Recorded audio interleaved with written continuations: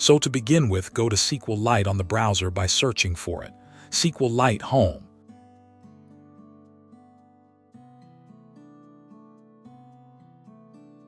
And you can go here or here, Download, and then go down to Windows because I'm using Windows. Then there's this file here to download. And then there is also this file here, which contains some tools. Then go to the download location of these zip files, and you can unzip them.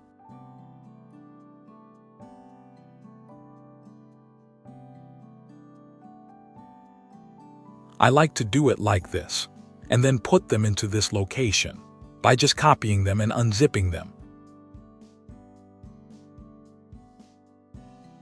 So those are the tools.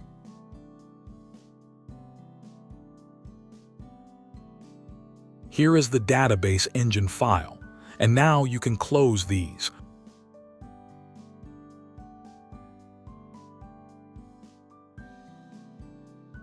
Close this as well, and then, that's it actually.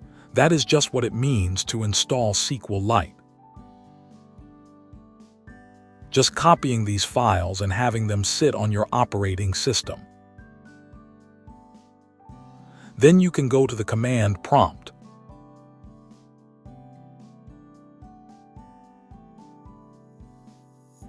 And from here, you can just go to this location, cd change directory to this location, where we've got these files. Then you can create a database like this with this command.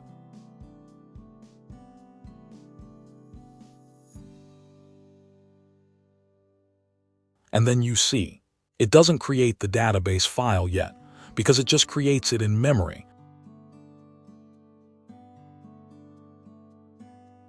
But if you do .database, then this creates the database file permanently.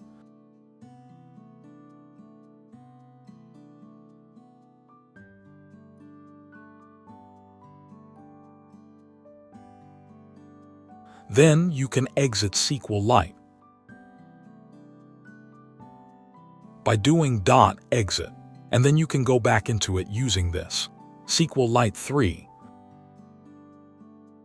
Then that goes into SQLite again.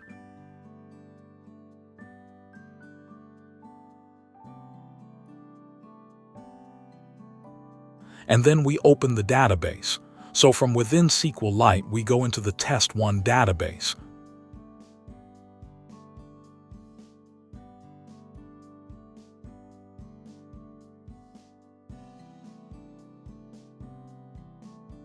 We can create a table, actually here first, and then it will have these columns.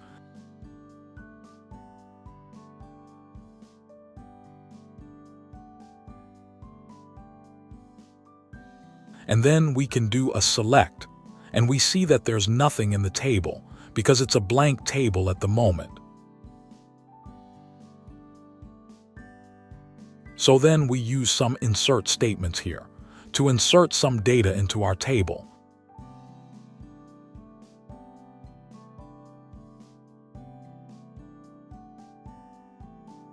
And then we can select the table, and then we see we've got this data inside.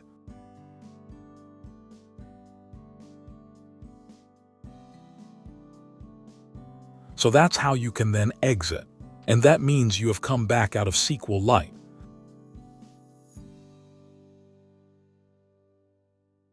And you're back in the operating system.